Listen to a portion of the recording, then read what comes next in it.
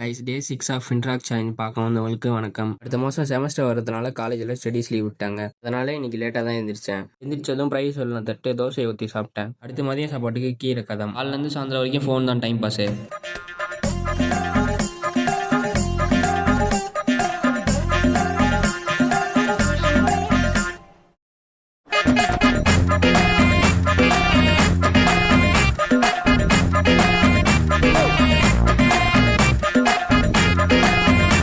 அப்புறமா எடிட்டிங் வேலையெல்லாம் தட்டிட்டு கார்டியோ கிளம்பிட்டேன். 4.5 கிலோமீட்டர் அளவுக்கு கார்டியோ முடிச்சுட்டு வந்தேன். அப்புறம் ஃப்ரெஷ் ஆகிட்டு கிளம்பி கிளாஸுக்கு ரீச் ஆகிட்டேன்.